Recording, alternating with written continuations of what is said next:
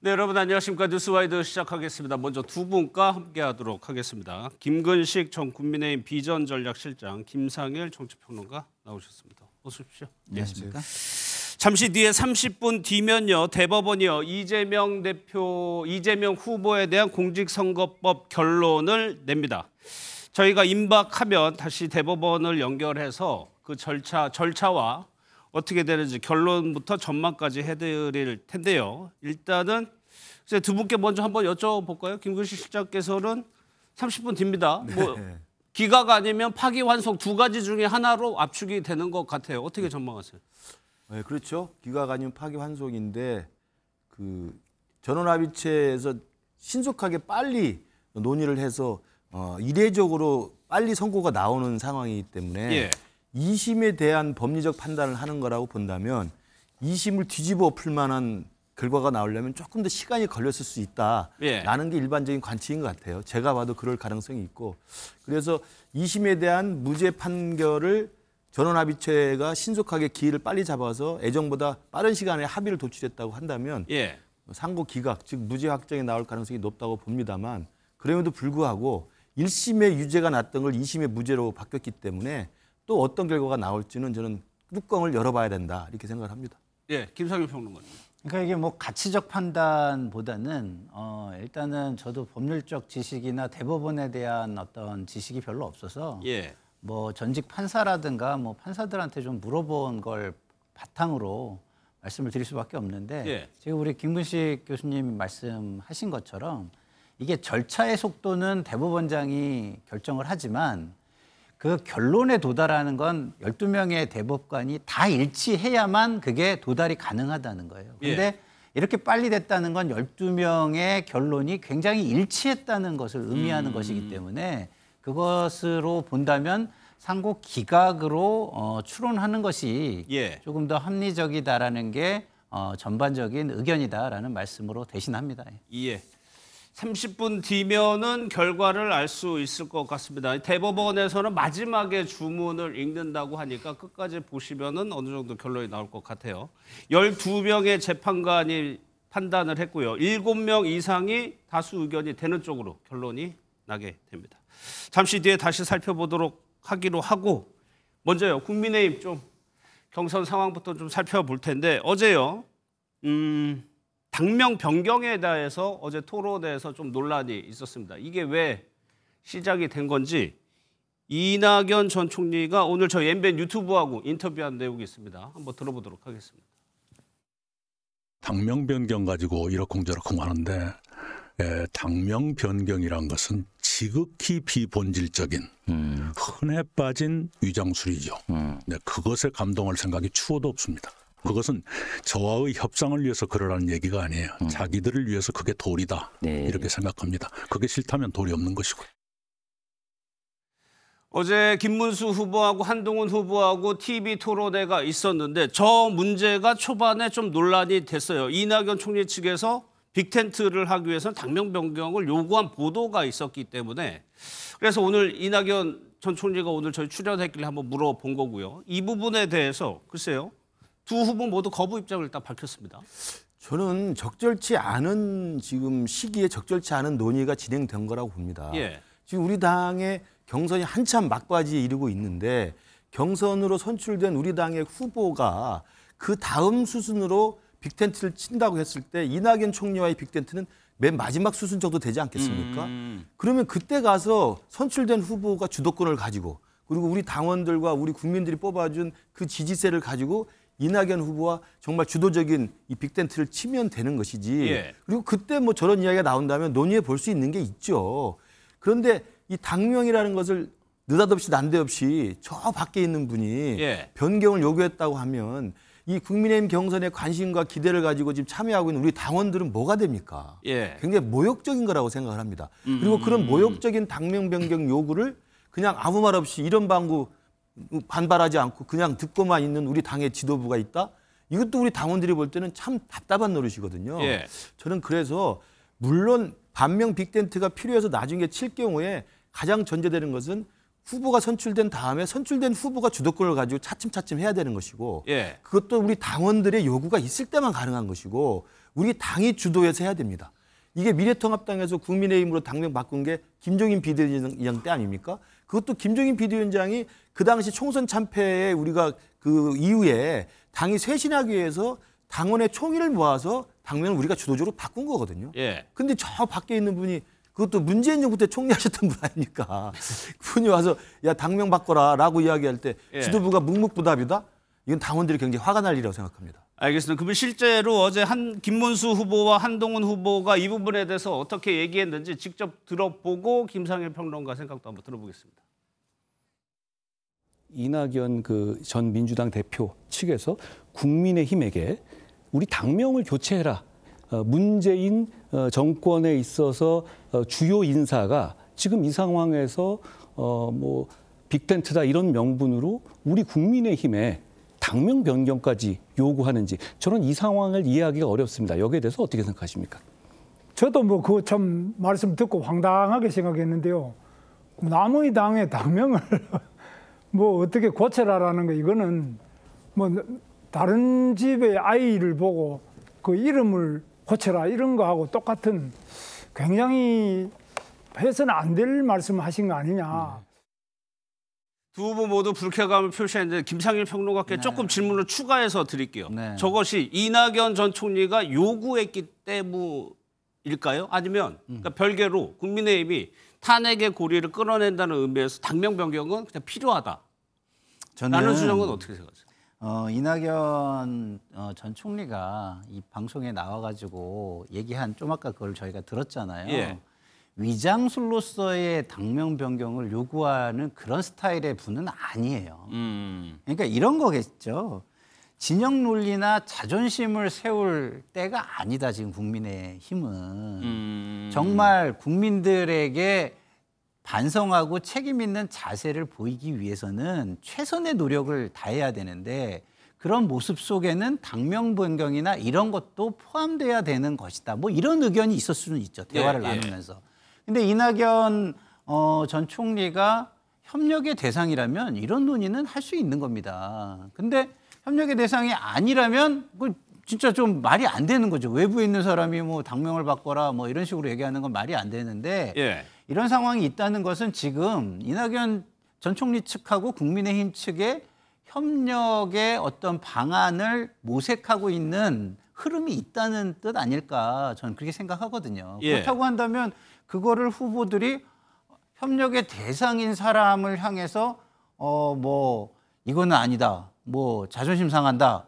이렇게 얘기할 건 아니지 않나. 예. 오히려 한덕수 권한대행에 대해서 엄청 자존심이 상해야 되는 거 아닌가 저는 생각이 들거든요. 그래서 지금 이 후보들이 국민들 특히 중도층이 바라보고 있는 시각, 눈높이 예. 이것을 생각한다면 당명 변경뿐 아니라 그 본질이 무엇인가를 먼저 이야기한 다음에 예. 그 본질이 국민을 위한 것이라면 뭐든 지금은 노력하겠다. 이렇게 답을 내놓는 게 저는 오히려 맞지 않을까. 예. 피상적으로 자존심 상한다. 이런 식의 반응은 저는 맞지 않다고 생각합니다. 그러니까 김국식 씨, 그 당내에서 이 당명 변경, 그러니까 이낙연 전 총리가 분리해가지고 이 문제만 생각을 해보면 그런 목소리 나오고 있잖아요. 그러니까 국민의힘을 그대로 가져가는 것이 맞느냐? 아까 그 이낙연 총리가 말한 것처럼 비본질적인 거다고 이야기하는데 그런 면에서는 당명 변경이 중요한 본질이 아니고요. 오히려 반성과 사과, 석고대죄가 더 우선이죠. 그 와중에 반성과 사과의 과정 중에 당명 변경이 하나 들어갈 수는 있습니다. 그것도 우리가 주도적으로 해서 남이 요구해서가 아니라 지금 우리 당이 경선 과정이지만 계속 찬탄과 반탄 후보로 올라와 있고 계속 갈등이 계속되는 상황이고 특히 반탄 또 대통령을 지지하고 관저 앞에 모였던 분들이 대부분 김문수 후보 측에 가 있고 한덕수 총리와의 또 단일화까지 적극적인 모습을 보이고 있지 않습니까? 예. 그리고 그분들이 이낙연 총리와의 관계도 계속 유지를 하고 진행을 하고 있는 거거든요. 그러면 이낙연 총리까지 포함해서 그런 반명 빅텐트를 치고 싶으면 우리 당의 변화와 쇄신과 반성과 사과가 우선이죠. 우리가 먼저, 우리가 주도적으로. 그게 바로 찬탄이고 그게 바로 개헌 반대고 그게 바로 혁신 아니겠습니까? 예. 근데 막상 지금 김문수 후보도 마찬가지고 또 한덕수 총리를 옹립하려는 우리 당의 일부 의원님들 보면 대통령을 지지하려고 간제에 갔던 분들이고 계엄에 대해서 뚜렷하게 사과하지 않고 그리고 지금 우리 당이 대통령과 분리하고 절연해야 된다고 하는 단호한 요구들을 하지 않는 분들이잖아요. 그런 분들이 어떻게 이낙연한테 끌려가면서 이낙연 대표는 사실은 반면 빅텐트의 맨 마지막 수순이 돼야 될 겁니다. 네. 오히려 이준석 대표보다도 뒷수순이죠. 예. 그렇기 때문에 우리가 주도적으로 당이 사과하고 석고대죄하고 반성하고 변화한다는 큰 맥락 속에서 우리 당이 주도적으로 하는 건 100% 찬성입니다만 그걸 그러면 이낙연 총리와 관계를 맺고자 하는 분들 스스로 먼저 반성해야 된다고 생각을 하는 거죠. 알겠습니다. 어제 또 토론회에서 좀 쟁점이 됐던 부분이 역시 단일화 부분입니다. 이 내용에 대해서도 두 후보의 발언 좀 들어보도록 하겠습니다. 지금은 언제 누구와 단일화하는 것 자체가 여기서 이슈가 너무 크게 되는 것은 저는 우리 당원들에 대한 예의가 아니라고 생각하고 우리의 승리를 위해서도 도움이 되지 않는다고 생각합니다. 국민의힘 후보가 아마 제가 될 것으로 보고 있습니다만은 그렇게 된 다음에 바로 늦지 않게 그러나 국민들이 볼 때 합당한 방법으로 한덕수 후보가 무소속으로 출마한다면 반드시 단일화를 하고 후보님이 최종 후보가 되시면 그때 한덕수 총리에게 후보 자리를 양보하실 용의가 있으십니까? 양보를 한다 그럴 때는 뭐 명분이 있어야 되는데요. 뭐 어떤 명분으로 양보를 해야 된다는지 저는 그 질문 자체가 조금 납득이 안 갑니다. 네. 두 분께 바로 공통 질문을 좀 드려보도록 하겠습니다. 지금 한덕수 대행의 출마가 유력한 상황이고 후보 등록까지 일단은 일주일여 앞으로 다가왔습니다. 여기서 끝나는 것이 아니고 단일화라는 것은 이준석 후보도 포함되는 거고 민주계 인사들도 포함이 되는 과정인데 하나의 텐트에 모이기 위해서 이게 반 이재명 전선으로 묶는다 하지만 다 좋다 하고 그냥 들어올 일은 없단 말이에요. 그러면 거쳐야 되는 단계가 많은데 앞으로 암초들이 많을 수 있잖아요. 그러니까 지금 경선 와중에 경선 막바지에 당 밖에 있는 한덕수 총리와의 단일화가 우리 경선에 지금 거의 메머드급 폭탄으로 들어와 있는 거 아니겠습니까? 예. 도대체 이런 논의가 시작되고 있는 게 저는 못마땅하고 자존심 상한다는 겁니다. 그리고 그 논의를 주도하는 사람들이 어떤 분들입니까? 제가 말씀드린 것처럼 대통령을 비호하고 계엄에 대해서 단호하게 사과하는 걸 주저하고 오히려 대통령에게 사실 호가호위하면서 붙어 있었던 분들이에요. 그런 분들이 경선이 진행되면서 우리 당원들이 정말 이재명 대표와 싸워서 이길 수 있는 사람을 뽑는 이런 경선 과정에 느닷없이 한덕수 총리를 추대하고 옹립하고 단일화된다는 이야기를 가지고 오면서 경선에 김이 다 빠지고 모든 경선이 한덕수 총리와의 단일화라는 블랙홀로 빠져들고 있는 거 아니겠습니까? 그러면서 시기도 부적절할 뿐만 아니라 이 한덕수 총리와의 단일화를 거론하는 추진 주체도 저는 해서는 안 되는 분들이라는 거예요. 어떻게 친윤 세력분들이 한덕수 총리와의 단일화를 하면 그리고 반면 빅텐트를 하자고 하면 아까 이낙연 총리 말씀하신 그 있지 않습니까? 이장애초에 들어오겠습니까? 친윤이 바로 윤석열을 지지한 분들이고 윤석열한테 호가호위했던 분들인데 그분이 깃발을 들고 반명으로 모이라고 하면 누가 들어오겠습니까? 주체가 잘못된 거거든요. 그러니까 우리 당의 후보가 일단 선명하게 당의 변화와 혁신을 주도할 수 있는 개헌 반대, 탄핵 찬성 그리고 변화 쇄신의 의지가 있는 사람이 후보가 되고 그 후보 주도로 당원들의 총의를 모아서 반명 빅텐트를 하고 그러면 한덕수 총리도 제가 볼 때는 우리 보수 진영의 중요한 소중한 자산이기 때문에 한덕수 총리와의 단일화는 열린 가능성에 문을 열어놓고 언제든지 할 수 있는 것이죠. 그게 순서가 되고 추진 주체가 돼야 되는 것이지 지금 순서도 틀렸고 추진하는 주체도 제가 볼 때 적합하지 않다고 봅니다. 그 말씀은 이해가 되는데 지금 어차피 이틀 뒤니까 이틀 뒤면 후보가 결정이 되는 거죠. 당장 이 얘기가 이틀 뒤면 해야 되는 상황이니까 맞습니다. 그렇게 되면은 만약에 한동훈 후보의 입장에서는 한덕수 대행과의 단일화도 쉽지는 않다. 아닙니다. 라고 전망을 후보가 되면 한덕수 대행, 한덕수 그 당시 후보가 되겠죠. 한덕수 후보와의 단일화에 바로 본격적으로 논의를 시작할 수 있죠. 그러나 지금 이야기를 해서 지금 경선 과정이 이렇게 맥 빠지게 하는 건 저는 옳지 않다고 보는 거죠. 그럼 김상일 평론가는 약간 떨어져 계시니까 앞으로 보수 진영의 이 빅텐트 단일화 과정에서 무엇이 가장 큰 쟁점이 될 거라고 보세요? 일단은 이번 대선은요. 중도의 귀를 열 수 있느냐예요. 예를 들어서 실패한 정권, 심판의 대상인 윤석열 정권의 대리인들이 나오면은요. 아니 이런 거랑 똑같습니다. 제가 앵커님한테 돈을 빌렸어요. 근데 뭐 평생 저축한 돈이에요. 근데 그걸 다 날렸어요. 예. 근데 저한테 돈 달라고 하는데 제가 이렇게 얘기하는 거예요. 아, 돈 좀 더 꿔주면 제가 벌어가지고 내가 갚을게. 이렇게 얘기하는 거랑 지금 똑같은 겁니다, 이게. 그런 분들이 김문수, 한덕수예요. 이전 실패한 내각, 심판의 대상인 내각의 주요 인사들입니다. 그럼 그런 사람들이 나와가지고 아, 우리 잘못한 것도 없고 아, 지난번에 한 것처럼 똑같이 해서 성공할 수 있으니까 예. 다시 한번 봐줘. 이러면 국민들이 그 사람들한테 돈을 다시 꿔줄까요?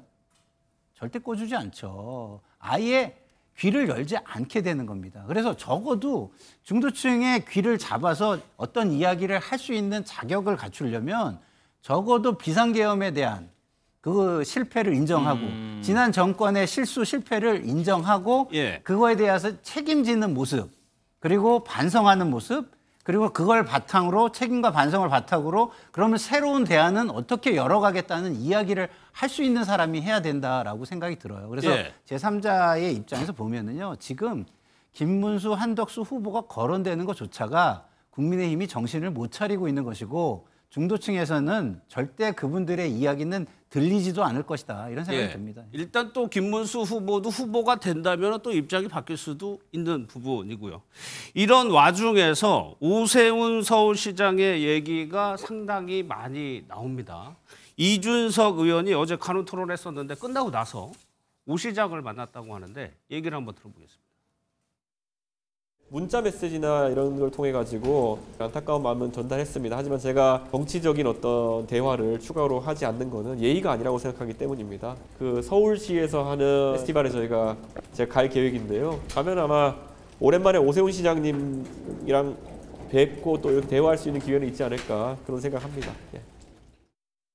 지금 당내 새 대결, 새 집결 이런 게 이루어지고 있는 것 같아요. 오세훈 시장의 몸값이 좀 다시 높아지는 것 같습니다. 그렇습니다. 이번 경선에 사실은 참여하지 않으면서 중도적이고 합리적인 이미지와 이 상징성을 갖고 있는 오세훈 시장을 누가 껴안느냐가 예. 중요한 관건이고요.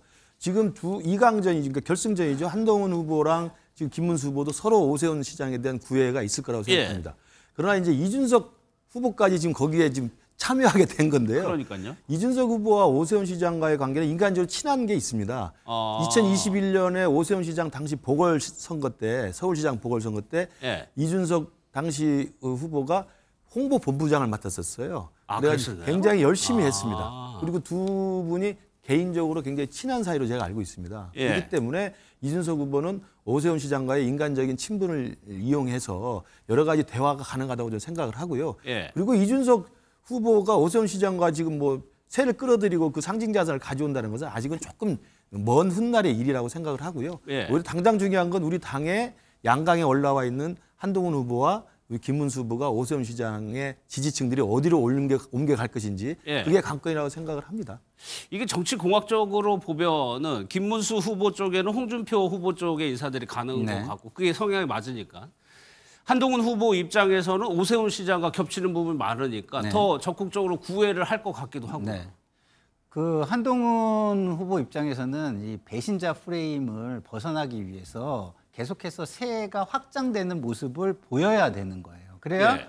이 정도 세면 우리가 좀 보태면 이재명 후보를 이길 수 있겠네라는 전략적 선택, 전략적 투표라는 게 더 가능해지는 그런 양상으로 가게 되는 겁니다. 그래서 예. 오세훈 후보가 우리나라 최대 도시의 대표잖아요. 일정적인 정치 세력을 가지고 있다고 보는 게 맞습니다. 그러면은 그 정도의 일정적인 정치 세력이 더해졌을 때 한동훈 후보는 상당히 뭐라 그럴까 지금의 상승세에 탄력을 더할 수 있는 예. 디딤돌 내지는 그 뭐랄까요 그 도듬 그 받침대 역할을 충분히 그런 할 수 있는 사람을 구하는 것이죠. 예. 그래서 한동훈 후보 입장에서는 오세훈 그 서울시장의 조력을 얻는 것이 굉장히 중요한데요. 저는 오세훈 시장의 태도가 좀 저는 참 뭐랄까요 좀 어이가 조금 없는 부분이 있어요. 왜요? 국민의힘 당원 아닌가요? 그리고 주요 정치인 아닌가요? 근데 다른 당의 대표 후보를 만나가지고 저런 대화를 하면서 정치적인 어떤 해석의 여지를 만들어낸다? 예. 저것을 당에서 그냥 두고 보는 게 저는 좀 이해가 안 되는데요.